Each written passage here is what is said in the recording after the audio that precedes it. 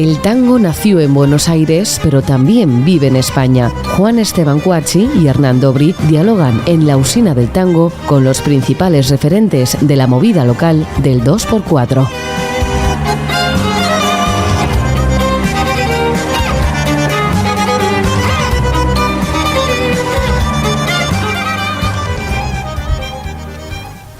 Hola, bienvenidos a una nueva emisión de La Usina del Tango. Hoy nos acompaña un flautista, saxofonista y compositor, nacido en Uruguay, pero profundamente argentino. Es egresado del Conservatorio Nacional López Buchardo, cursó estudios de saxofón con Hugo Pierre y Andrés Boyarsky y se formó en composición con Gabriel Senanes. Fue director musical de Juan Carlos Copes y de la compañía Tango por Dos. Ha trabajado con Joan Manuel Serrat, Mercedes Sosa, Eladia Blasquez, Adriana Varela, Enrique Morente, entre otros. Compuso y dirigió música de escena para Norma Leandro, Enrique Pinti, Eleonora Casano, Julio Boca. Ha participado en diferentes festivales internacionales de tango y jazz con su propuesta tanguera. En 2001 formó el nuevo quinteto Astor Piazzolla. En 2003 dirigió y grabó la Operita María de Buenos Aires. Desde 2000 es el director del quinteto de la Fundación Astor Piazzolla. Ha grabado discos como Historia del Tango, Tango de la Segunda Inocencia, Al Galope, Triunfal, Fugata. Compuso banda de sonido para películas como El Frasco, El Resultado de Amor, Perdido por Perdido. Hoy nos visita en Letras y Corcheas Julián Bat. Muchísimas gracias por estar hoy con nosotros. Un placer. Bienvenido, Julián. Gracias, querido. Vos sabés que yo siempre digo que sos el tipo más profesional que conozco de este negocio, ¿no? No, en serio, porque te tengo un profundo respeto como músico y como... Es mutuo. Y como tipo que lleva adelante la gestión musical, que no es tan fácil, porque uno piensa que la música es solamente tocar, pero tocar bien es como que ya tendría que estar hecho, ¿no? Cosa que muchas veces no sucede. Uh-huh. Pero después hay toda una parte que es la gestión. Contame un poco cómo fue la prehistoria, ese momento entre que sos estudiante y te convertís en profesional, uh-huh, que por ahí venías virado para otro lugar y de repente te metiste en otro lugar. ¿Cómo fue esa transición? ¿En qué momento se dio? ¿Quiénes eran los referentes? ¿Qué pasó? En los 80, digamos, yo empecé a trabajar muy chico, que eso es lo mejor que te puede pasar. Sí. Sabemos perfectamente, sí. Por ambas experiencias, que no hay nada mejor que empezar a trabajar si aún no terminaste la escuela secundaria. Bien. Entonces, eso es perfecto porque todo es lábil, todo... Y aparte te pone en otro lugar, ¿no? Para siempre. Exacto. Te instala en lo que es la sensación de generar o formar parte o asumir responsabilidades o ser parte de algo cuando no tenés por qué, pero sin embargo le encontrás una pertenencia a eso, y eso también te va constituyendo, porque en definitiva es cuando te vas armando, y a eso le sumamos que también uno de chico también enseñaba, y también esta cosa de recibirse joven y empezar con la docencia sobre todo de la flauta, ¿no? Digamos, desde muy chico, y también la de formar parte de distintos proyectos de distinta categoría en distintos estadios. Es decir, esta cosa de ser el último del equipo, el aprendiz, el más joven, te da mucha expertise hacia adelante. Y entonces por ahí tenés 23, 24 y ya recorriste algunas cosas ubicado en distintos lugares. Y después cuando te llega alguna oportunidad más grande o de generar algo en donde te tenés que poner adelante, lo que haces es no pensarlo porque te ayuda la edad. La famosa, digamos, esta cuestión de tirarse a la pileta, pues si no te tiras, ¿cuándo te vas a tirar? Y entonces por ahí asumís roles que verdaderamente no estás tan preparado, pero lo que haces es rodearte de colaboradores a los que admires. Yo siempre trato de tocar con gente que me parece que hace las cosas mejor que yo. Lo hago desde chico, nosotros hemos compartido trabajos desde muy chicos, y ahí es donde me parece que hay cierta idea feliz. Esta cosa de tomar, de absorber, compartiendo experiencias, y en donde el otro se siente que es libre, es protagonista, y uno también. Y ahí me parece que tiene que ver la cuestión de dónde se ubica uno, o sea, Yo siempre digo lo mismo, manda la música, no manda nadie, manda la música, ni cuando te mandan ni cuando mandás, manda la música. Hay una música que se genera a partir de una confluencia y de una idea común y creo que ambos sabemos a priori cuándo eso va a ir pasando, es decir, cuándo vamos a generar la mejor música posible que podemos. Sí. Y entonces ahí se hace más fácil todo, ¿no? Fluye más, se hace con más naturalidad. Y quizá algún valor, si tuviera que atribuirme, es el buen mirar, el entender que puede el otro aportar, que muchas veces es más que uno. A veces hay que quedarse callado para que la cosa ocurra, porque el otro tiene tanto para dar, que por ahí lo que sumás. Y me parece que tiene que ver con eso. Esto de haber sido formado parte de muchísimos grupos de folclore, de tango. Yo también tuve algunas suertes, conocerlo a Piazzolla de muy chiquito, en lo que a mí siempre admirarlo y conocerlo de chiquito, porque tocaba en un grupo que justo a él le gustó, porque le tiraste un cassette por la ventanilla del auto. Contá esa experiencia, pues muy linda. Es muy linda. Es única. Es única. También. Digamos, es un puente con alguien, que hay mucha gente joven que toca bárbaro, pero que no llegaron a tener esa conexión con esa gente. No, claro. Y contá un poquito cómo fue eso. Yo tocaba en un grupo que se llamaba Nuevos Aires. Aquí está, que estuve ayer, que te manda saludos, con el Vasco, con Egoscue, que era uno de los compositores, y otro, Claudio Méndez. Estos tuvieron la osadía, pues fueron ellos, de verlo un día a Piazzolla en el Rex, no me acuerdo dónde, y le tiraron el cassette que habíamos grabado por la ventanilla. La diferencia es que él escuchó la música, le gustó y nos invitó a su casa, y después nos invitó a tocar cuando él lo nombraron Ciudadano Ilustre de Buenos Aires. Después creo que hubo algún encuentro más entre ellos, y en un momento preguntó quién era el flautista en la casa, y yo levanté la mano. Y él justo había escrito La historia del tango, que era la obra que le pidieron un encargo belga, porque acá en Europa se dieron cuenta antes quién era Piazzolla que en Argentina, sí. Como debe ser, como ocurre, claro. ¿No? Entonces le encargaban mucha música, por suerte. Y entonces justo había escrito para estos belgas La historia del tango, me dijo dónde y me dijo que la estrene, y yo la estrené aquí en Buenos Aires, la obra la estrené yo y después la grabé con Cacho Tirao. Que también fue decirle, maestro, si un día usted quiere grabar esto, qué sé yo, yo estaba con Macri, con esos dúos de antaño en Portugal, lo vi calentando la guitarra, que era una especie de se incendiaba, sí, no era calentando, era y me fui a ofrecer. Dije, si usted quiere un día grabar esto, y yo no nos conocíamos nada, y después terminamos grabándola y tocándola por afuera y aquí, qué sé yo, pero fue único, y ahí hay fortuna, ahí hay suerte, pero también hay estar en muchos lugares, que es esta cosa de que yo tocaba en ese grupo, tocaba en un grupo de proyección folclórica, en ese momento había, bueno, ahora también hay, pero digamos, uno era flautista, me compré lo que hablábamos fuera de aire, me compré un instrumento exótico para la época que era una flauta baja, entonces uno aportaba al mundo musical alternativo argentino una posibilidad más de sumar instrumentos que no eran habituales allá, y también compartirlo. Y tocabas ska. Bueno, claro, ¿no? Claro, sí, trabajaba, no solo tocaba ska, bailaba, que eso es mucho peor. Había que tener el saxo en la mano y saltar en la mano. Suerte que no me tocó decir coros, pero claro.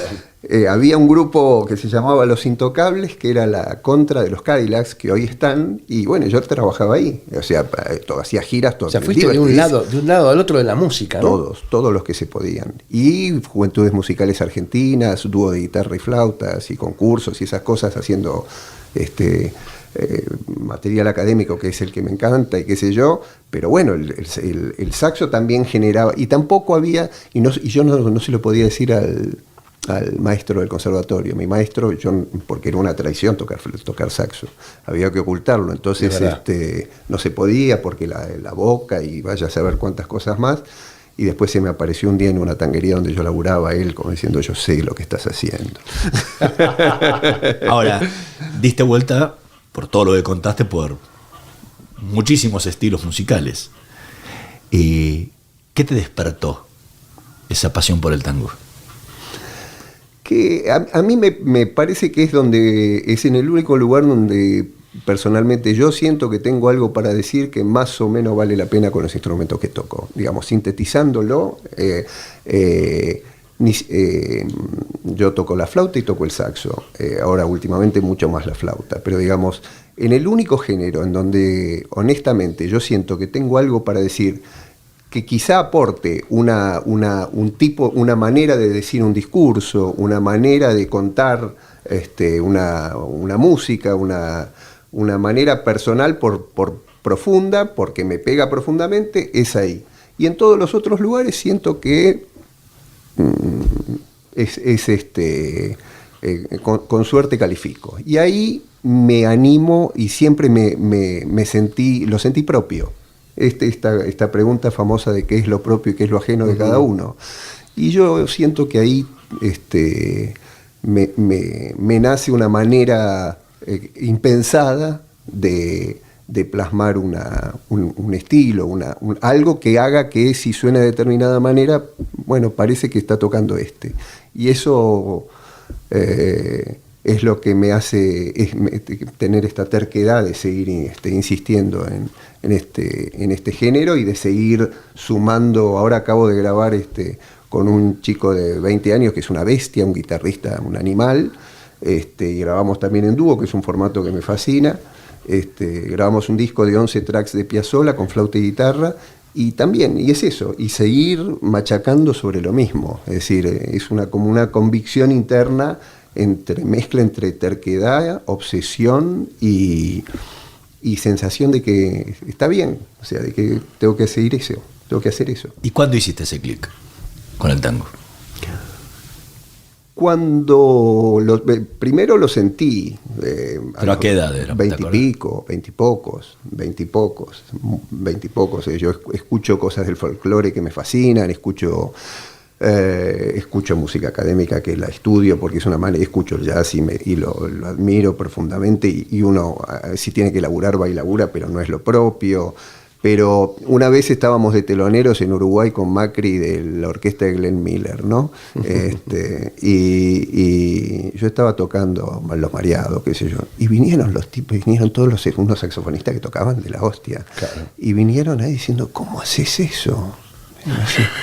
Y yo decía, ¿cómo hago qué? ¿Qué? Claro. ¿Qué? Porque yo lo que estaba diciendo Los Mareados. Y ese diciendo es distinto. Es decir, uno cuando decís lo propio, lo decís como te sale a vos. Por ahí vale la pena, por ahí vale menos la pena. Lo que es seguro es que es auténtico. Lo que es seguro es que es tu verdad, tu parecer. Y muchas veces uno aspira a comunicarse honestamente y cree en esa honestidad interna que hace que obviamente tiene una llegada distinta. Es decir, cuando despertás algún interés, va a tener que ver seguramente con que entendieron que uno lo está haciendo desde un lugar de pasión, de convicción.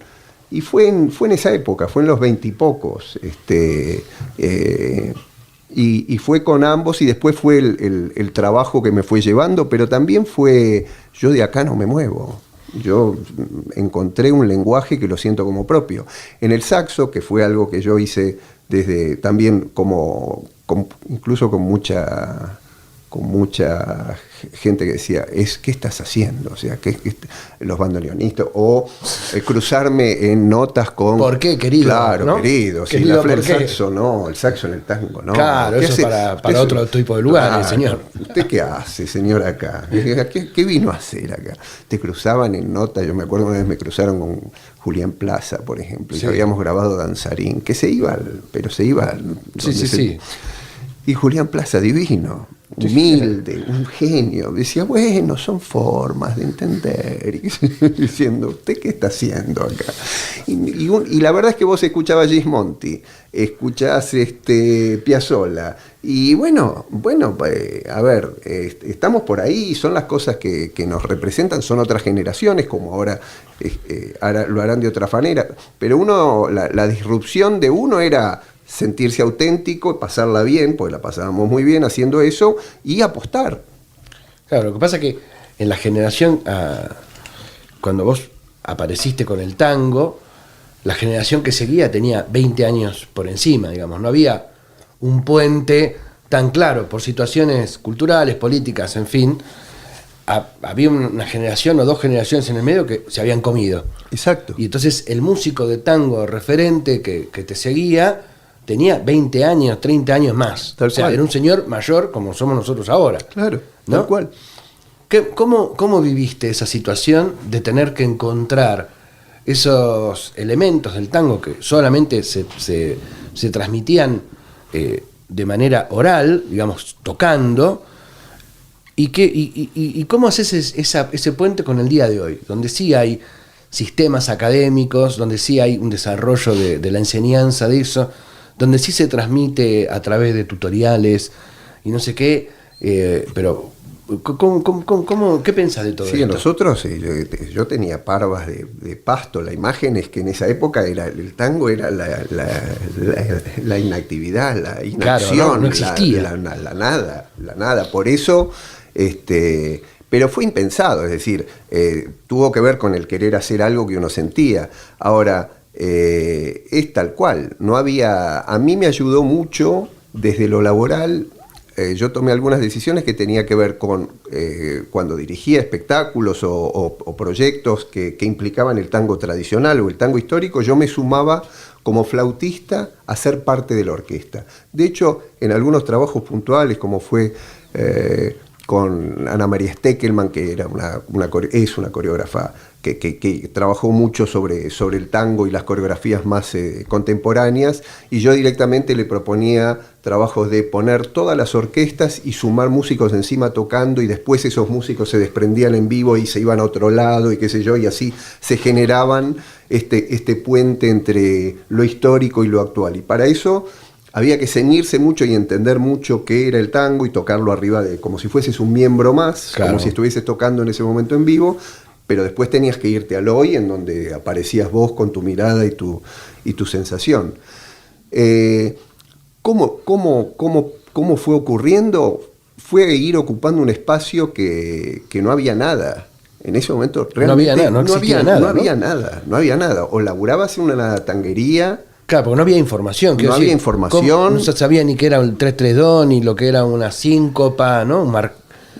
Y aparte que nosotros... yo siempre digo lo mismo, yo fui de Piazzolla para atrás, o sea, claro, uno sí. aprendió quién era Piazzolla y se moría por Piazzolla, y después fui aprendiendo que existía Pugliese, y después vino Di Sarli, y después vinieron los otros, pero yo aprendí y amé a Piazzolla primero, después amás el tango, después entendés la profundidad del género, después vas metiéndote más en eso. Y también esta cosa de la pulsión laboral, en un momento... nosotros hicimos con el dúo que tenía en los 90 con un pianista, Marcelo Macri, un ciclo en un canal de cable que era como la versión pobre de lo que en ese momento era Lito Vitale. Claro, ¿no? El hijo no deseado, esa cosa de... Pero era genial, porque nos daban una hora de aire en el cable. Claro, ¿no? ese conocido del alma en vez de ese amigo del alma, Claro. ¿no? Era como un... Me dijeron que hay un muchacho... Claro. hay dos que andan, claro. Y nos daban una horita para grabar 5 o 6 temas, y había que invitar gratis, todo gratis, desde ya. Desde gracias, claro. Y te ponemos abajo, cuando termina dice dónde tocas. ¿Qué más querés? Claro. ¿Qué más querés? Te ponen un tema tuyo y te dicen dónde tocas. Y vamos a hacerlo. Obvio. ¿A qué hora es? Claro. Y eso también había que grabar 5 o 6 músicas nuevas de 5 o 6 tangos por semana. Y bueno, cuando te querés acordar, grabaste 400. Y si grabaste 400, repetiste 80, porque en algún momento claro, no hay. Y hay que ir a grabar. Pero también conociste 300 que te empezaste. Y el hacer creo que es lo que a mí más me construyó.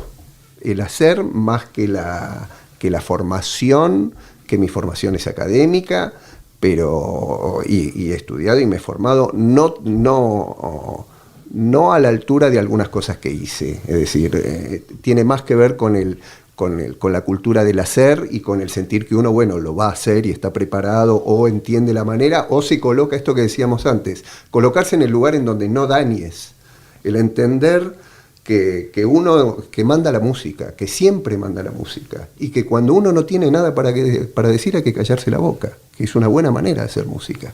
El silencio existe. Acá es fundamental para que exista la música, ¿no? Exactamente, es decir, qué más lindo que callarse y escuchar cuando alguien está tocando algo que vale la pena, que tratar de decir algo ahí porque él está diciendo. Viste que hay como una gimnasia muy competitiva, inepta, poco inteligente, en donde cuando te sale hablar es porque es el momento de hablar, y si estás conectado verdaderamente con eso, lo que vas a decir seguramente va a valer más la pena. Ahora, en lo que refiere a la composición, alguna vez te escuché que decías que el impacto de la obra de Piazzolla fue tan contundente que incluso sin quererlo él dejó a las generaciones que le siguieron a su muerte, sin elementos melódicos nuevos. ¿Qué elementos melódicos nuevos encontraste vos luego de haber sido compartido esa última época de Piazzolla y estar tan comprometido con el quinteto de Piazzolla compositivamente?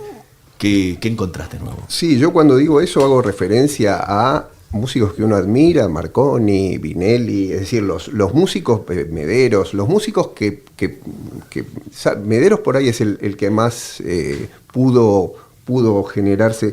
Ahora, son todos genios, son todos tipos muy grosos. Sin embargo, Piazzolla eclipsó, fue tan monumental lo que generó que devastó. Entonces, es imposible no referenciarse. A mí lo que me pasó, yo soy posterior, yo tengo 59 años, a mí lo que me pasó es que ya desde el saxo ya ahí sos ganaste, ya sos un friki, claro, ya ganaste ahí, porque total, eso por un lado. Después el decir del instrumento no es compositivo esto, pero sí es interpretativo y ayuda. Por ahí una melodía que podría digamos, atravesada por ese sonido y una manera de decirlo, ya te genera otra dirección que es más propia. Y entonces de repente terminás apropiándote de algo que tiene que ver con tocar o decir o hacer como se hacía, pero con colores o elementos nuevos.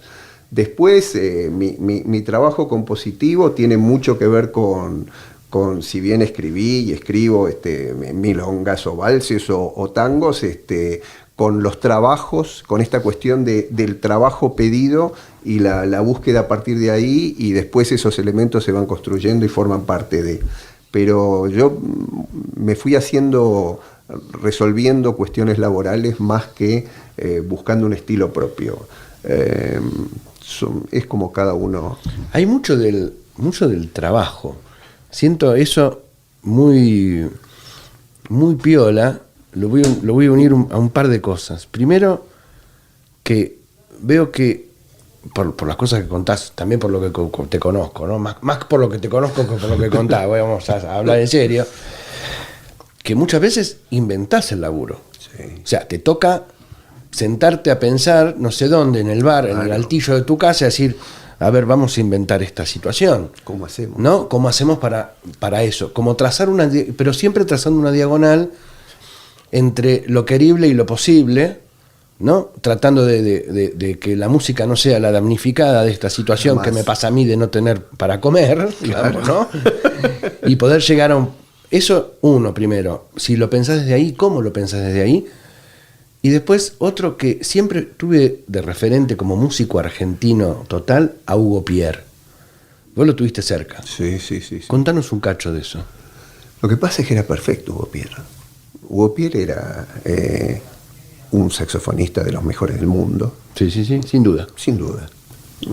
Con la humildad de un señor que trabaja de lo que vos quieras, y que te comparte con una alegría, porque era una persona muy, muy, muy feliz, porque todas sus anécdotas, toda su vida y con una naturalidad que y que era muy buen docente porque a todos nos enseñaba. Los que podíamos más y los que podíamos menos, él enseñaba. Yo tuve el honor de estar con él unos años en su casa y aprender, y me fui formando paralelamente con otros saxofonistas porque era siempre mi segundo instrumento y era tratar de ver cómo lo acomodaba. Ahora, Pierre te enseñaba con su forma de ser. Esto por un lado. Y después, sentate, callate y escuchalo. Y fíjate si alguna vez te sale algo de eso. Porque la verdad es que era de otro, era muy puro, con un sonido, una pureza, una calidad única, de unas ideas perfectas cada vez que emitía. Pero son una generación, Pero aparte un amor por la música bien construida, ¿no? Bestial. Pero todos. Esa Porque escuela... yo lo he visto a Pierre defendiendo una música que a mí me parecía una porquería, y él defendiendo la manera de tocarlo bien, eso. Exacto. Sin importar. Exactamente. Pero esa generación es esa generación. Él, Paquito Fraijido, sí. Gente que por ahí, que fueron todos maestros, tocaban todo y te despeinaban, y sea lo que sea, y era perfecto.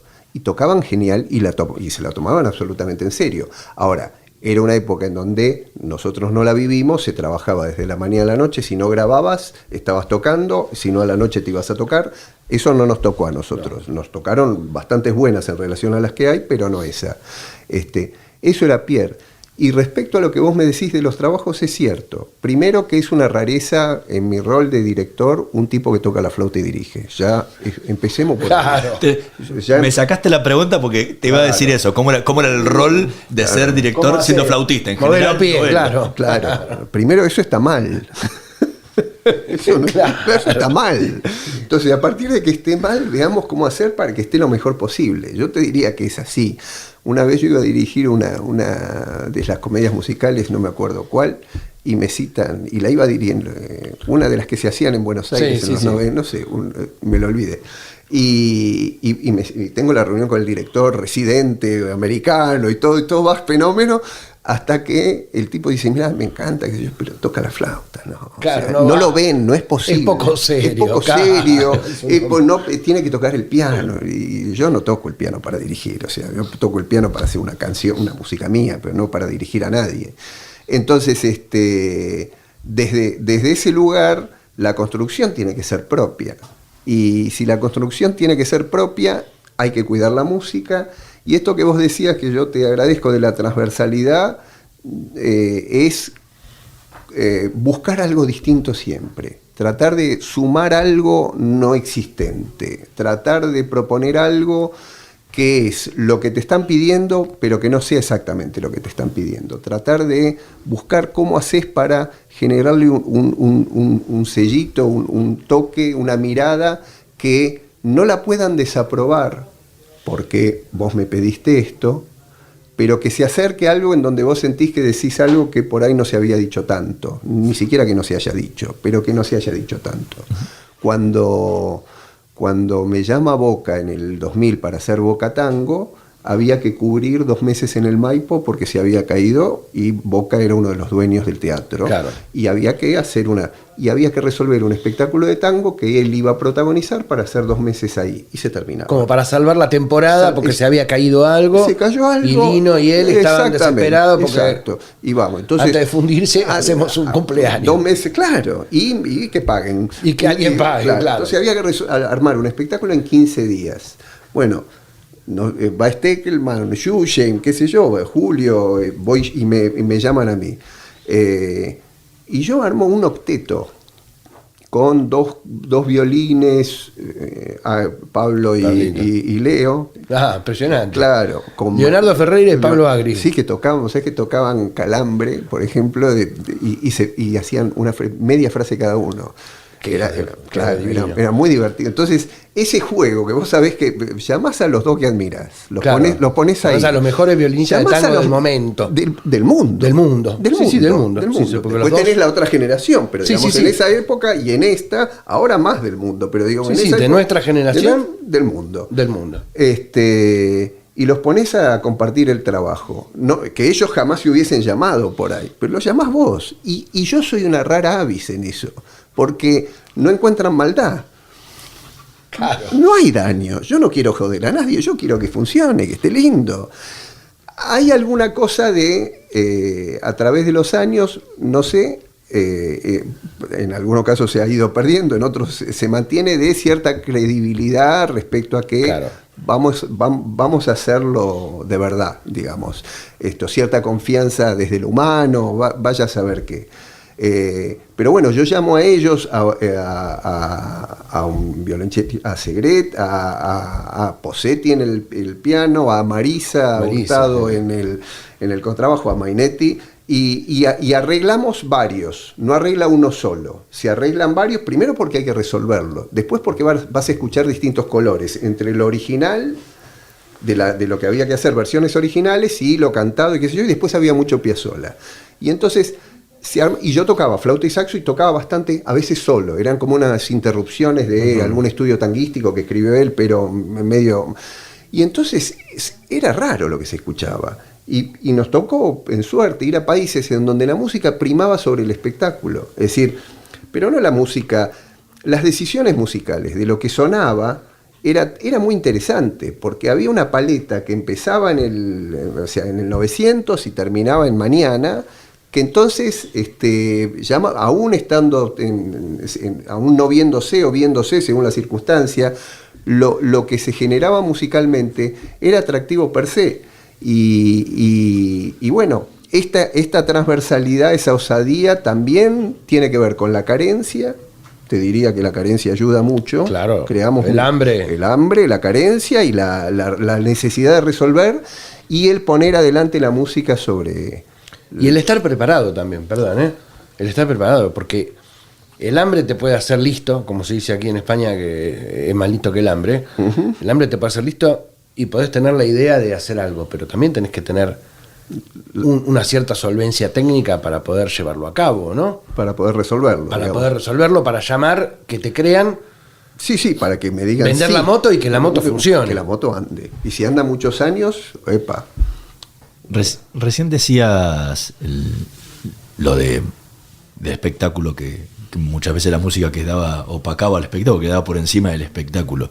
Te ha tocado tocar tango en muchísimos lugares del mundo.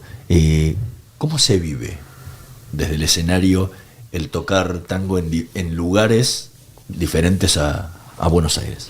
Y ahí es donde volvemos a esto de por qué el tango. Porque sentís que estás diciendo algo que no se dice tanto, y que vos lo decís de una manera verdadera, y que sentís que estás aportando, que sentís que estás contando tu propia historia, que hablas de tu propia aldea, que manifestás un modo que no se estudia, que se tiene por pertenencia, que los demás no lo van a tener de la misma manera, porque salvo que hayan pertenecido también, pero que si no, seguramente va a haber un momento en donde se les va a escuchar que volvieron para atrás y repitieron esa frase y qué sé yo.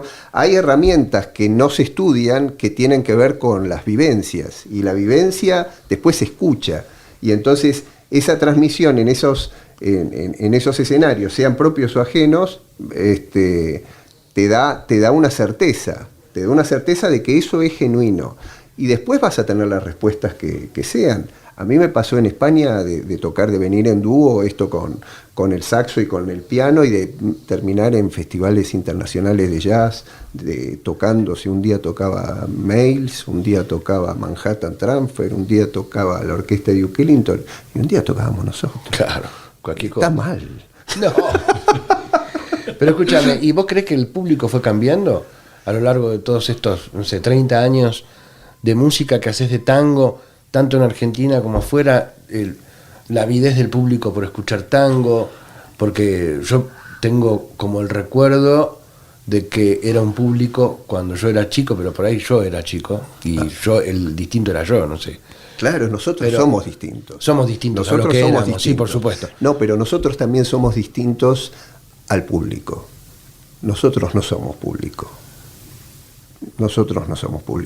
Y nosotros, honestamente, contestando eso, yo no lo sé, porque en definitiva uno hace lo que puede. Es decir, vas ocupando los espacios que te van dejando, como vas pudiendo, y en definitiva por ahora vamos bien, o casi, y hay momentos en que vamos mejor y hay momentos en que no, pero ponerse a pensar, digo, hay otra gente que tiene que analizar eso, ¿no? Si el público es distinto, no es distinto. Yo siento una cosa más, este dúo con este pibe yo empecé tenía 16, ahora cumplió 20 y grabamos, ¿no? A nosotros nos van a ver la generación de él. O sea, yo les mando saludos a los padres sos amigos de los padres, de los padres, de todo el del público. Ahora, a los pibes, y hacemos solo Piazzolla, con una guitarra y una flauta. Fin. Digamos. Yo le digo, che, muchas gracias por hacerle el aguante al amigo que vienen y tocamos en pubs o boliches allá y se llenan y qué sé yo. Y me dice, no, a nosotros nos encanta. Te dicen. Nosotros venimos porque esto que hacen ustedes está buenísimo. Y ahí me dejan sin palabras. Y ahí decís, bueno, no estoy tan loco, o sea, está bien lo que estamos haciendo, o sea, y tocas una fibra con la edad que uno tiene, tocas una fibra de uno de 17 que entiende que lo que vos estás haciendo es genuino, lo haces porque te gusta y ve el buen hambre cuando se toca. Claro. Esto de que el propio proyecto, esta mirada adolescente, si se quiere, de la vida, pero que es la que te mantiene vivo, porque es la zanahoria de poder seguir generando lugares de confort, de alegría, de placer y de realización de uno. Julián Bat, muchísimas gracias por habernos acompañado hoy en la Usina del Tango. Ojalá pronto te tengamos tocando por Madrid. Ojalá, ahora así vamos podemos a hablar. escuchar. Ahora vamos a hablar. Ahora vamos a hablar. De aquí va a salir algo. Sin duda. Fue realmente Muchas un placer gracias, enorme. Un placer para mí. Gracias por la Julián. invitación. Nosotros vamos a reencontrar en la próxima emisión de La Usina del Tango. Nos vemos.